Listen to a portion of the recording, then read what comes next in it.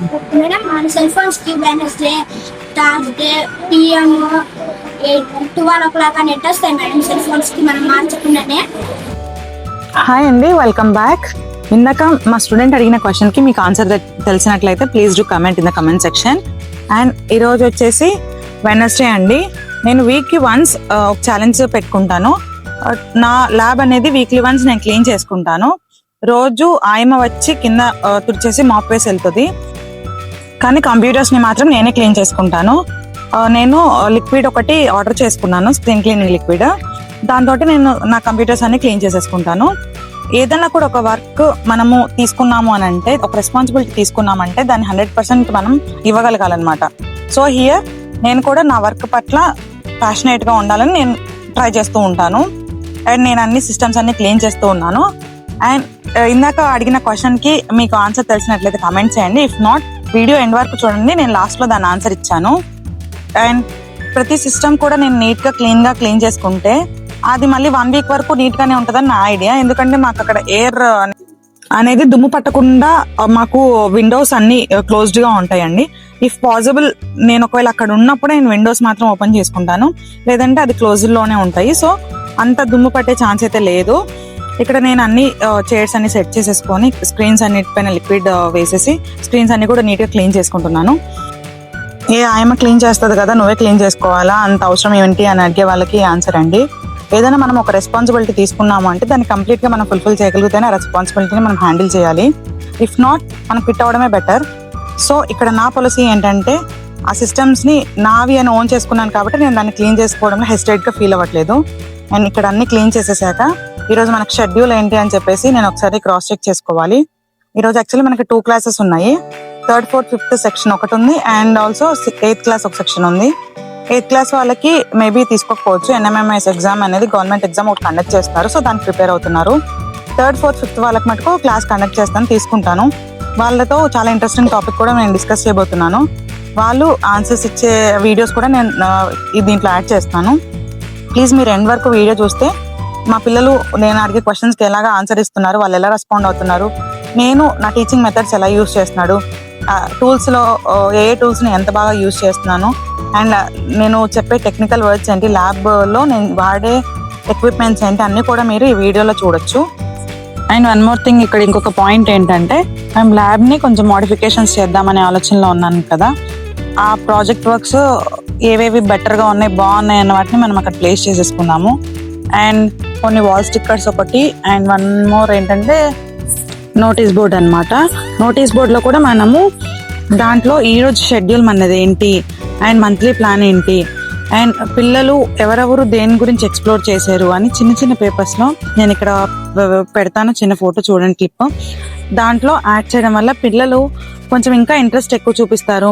ఈ ఆస్పెక్ట్స్ అన్ని ఫాలో అవుతూ మన ల్యాబ్ని మోడిఫై చేసుకున్నాము. క్లీనింగ్ మొత్తం అయిపోయిందనమాట.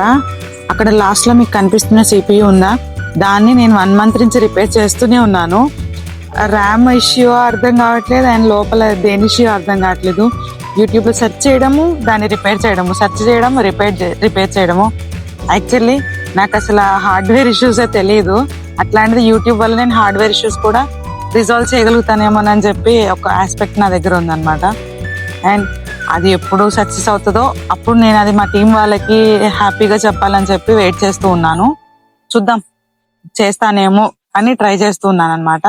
That's it. ఆఫ్టర్ క్లీనింగ్ నేను మళ్ళీ నా సిస్టమ్ దగ్గరికి వెళ్ళిపోయి వర్క్ ఈ రోజు ఏమేం పెండింగ్ ఉంది, ఈ రోజు ఏమేం వర్క్ షెడ్యూల్ చేసుకోవాలి అని చెప్పేసి ఒక ప్లాన్ ప్రిపేర్ చేసుకుంటాను. త్రూ ఆ ప్లాన్ నేను వర్క్ కంప్లీట్ చేయగలుగుతానా లేదా, task end of the day అని చెప్పేసి మళ్ళీ నేను ఈవినింగ్ క్రాస్ చెక్ చేసుకుంటాను అనమాట.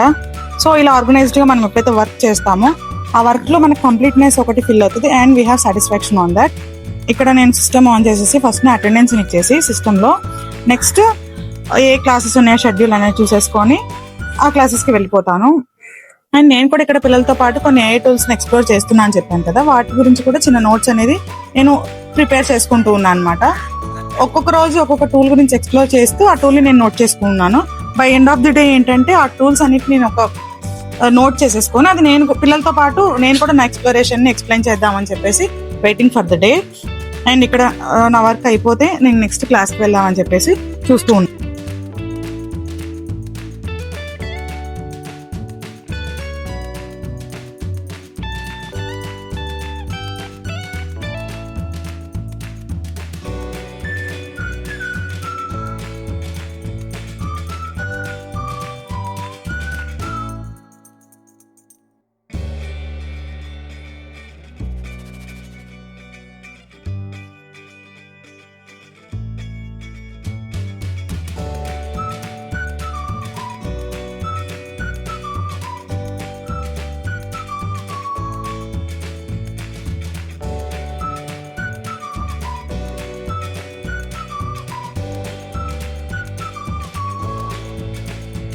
ల్యాబ్లో నా వర్క్ కంప్లీట్ అయ్యాక నేను క్లాస్కి రావడం జరిగింది.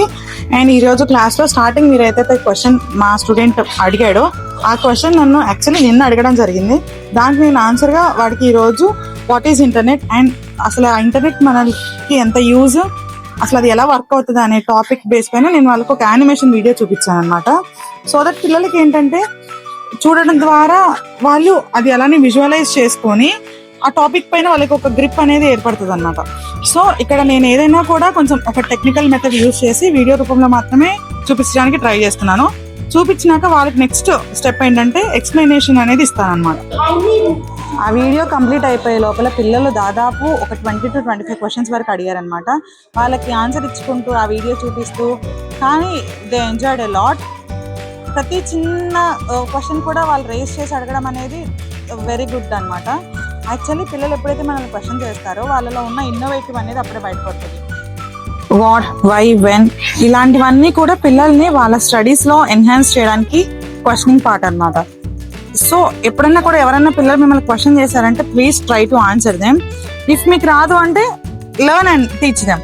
ఎందుకంటే వాళ్ళని మనము అరే ఎందుకురా ఇలా అస్తమాను క్వశ్చన్స్ వేస్తున్నావు అని ఎప్పుడైతే మనం వాళ్ళని కట్ చేస్తామో వాళ్ళలో ఆ స్కిల్ అనేది డౌన్ అయిపోతుంది అనమాట. It's not a good sign. So ఎప్పుడైనా క్వశ్చన్ చేసే వాళ్ళ పిల్లలు మీకు ఎదురుపడినట్లయితే వాళ్ళకి please try to answer them అనమాట. అసలు ఇంటర్నెట్ అంటే ఎగ్జాక్ట్ గా ఏంటి అది ఎలా వర్క్ అవుతుంది?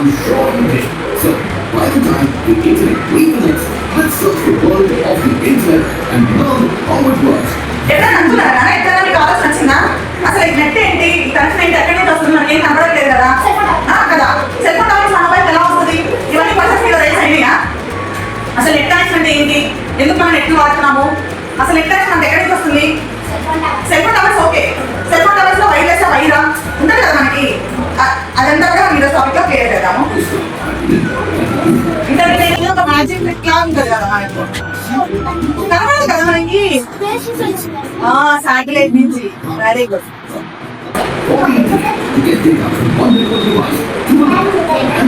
ఇక డేటా అనేది 100 టాపిక్స్ అంత నెట్వర్క్ ట్రాన్స్ఫర్ అవుతుంది.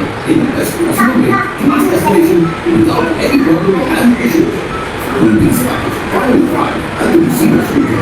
They are put together according to the instruction, and that's how no friends from the web receive the message. May computer may కూడా తీసుకెళ్ళి IP అడ్రస్ ద్వారా మన మెసేజ్ అంటే మనం పంపించాల్సిన వాళ్ళకి సెండ్ చేసేది.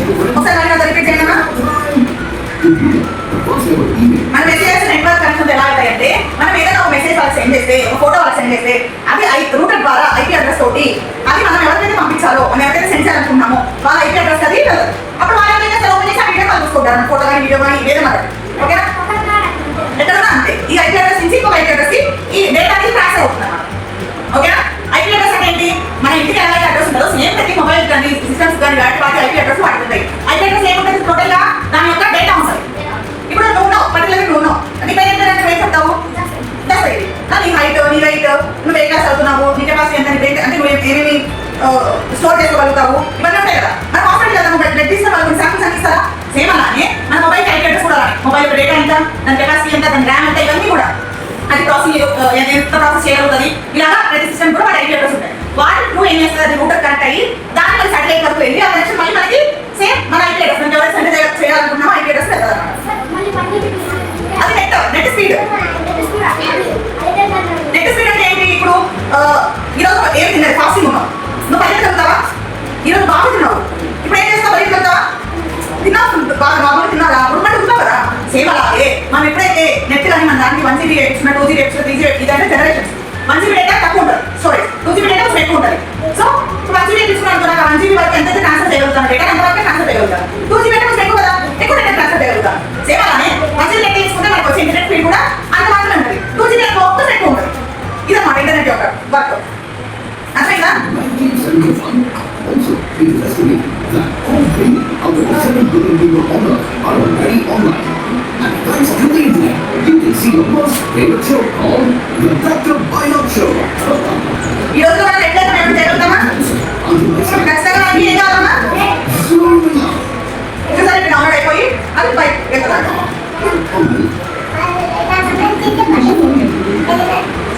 సో ఏంటమ్మా మొత్తం అసలు టాపిక్ ఏంటి, నెట్ కనెక్షన్.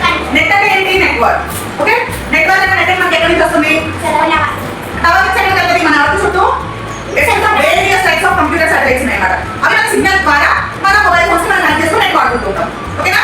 ఇప్పుడు ఈ నెట్ అంటే ఏమంటే ఏం చెప్తారు? నెట్వర్క్ నెట్వర్క్ నెట్వర్క్ మనకి ఎక్కడి నుంచి వస్తుందా? That is surrounded with the number of various computer satellites. ఆ satellites ద్వారా మనకి సిగ్నల్ రూపంలో మనం ఎక్కడి మన మొబైల్స్ కానీ మన సిస్టమ్స్ కానీ కనెక్ట్ చేసుకుని మనం వాడగలుగుతాం. ఈ దాంట్లో మనకి రూటర్ అనేది మెయిన్ ఇంపార్టెంట్. రూటర్ నెట్వర్క్ ఏంటి? మనకి సిగ్నల్ తీసుకోవడం రూటర్ యొక్క వర్క్ రిసీవ్ చేసుకోవడం, సిగ్నల్ రిసీవ్ చేసుకుంటుంది. ఐపీ అడ్రస్ అంటే ఏంటి? మనకి ఎలా అయితే మన ఇంటి అడ్రస్ మన నేమ్ ఇవన్నీ ఉంటాయో ఈచ్ అండ్ ఎవ్రీ డివైస్ కూడా ఐపీ అడ్రస్ అనేది ఇంపార్టెంట్, మ్యాండటరీ. ఐపీ అడ్రస్ అంటే ఉంటాయి వాటి యొక్క ప్రాసెసర్, అవి ఎంత స్టోర్ చేస్తున్నారు, వాటి కెపాసిటీ, ఇవన్నీ కూడా ఐపీ అడ్రస్ ఉంటాయి. మనము ఇప్పుడు అపర్ణ ఎవరికి దశగిరికి ఒక ఫోటో ఇస్తుంది. ఇప్పుడు దశగిరి దూరంగా ఉంటాడు, అపర్ణ ఇక్కడ ఉంది. ఇప్పుడు ఐపీ అడ్రస్ ద్వారా నేను ఏం చేస్తున్నాను? దశగిరికి ఫోటో సెండ్ చేస్తున్నాను, మా ఇంటి దశగిరి సెండ్ చేయాలి. సో వాట్సాప్ యూస్ చేసుకోవచ్చు. అలాగే సోషల్ నెట్వర్క్స్ ఏమైనా కూడా మనం యూస్ చేసుకోవచ్చు అన్నమాట నెట్. ఓకేనా? ఇప్పుడు కరెక్ట్గా ఏమైనా డౌట్స్ ఉన్నాయి మీకు? మనం మొబైల్ ఫోన్ యూజ్ చేసేది network, net connection, data connection. ఓకేనా? చెప్పి క్లారిటీ గుర్తుపెట్టుకోండి. మనం నెట్ టాపిక్ చెప్పుకున్నాం కదా, ఇప్పుడు ఆ టాపిక్ ద్వారా నీకు అర్థమైంది ఏదో చెప్పు. What is net? మనకి ఎలా నెట్ వస్తుందంటే కంప్యూటర్ శాటిలైట్స్ ఉండడం వల్ల ఎత్తు చుట్టూ, అందుకు మనకి నెట్ వస్తుంది.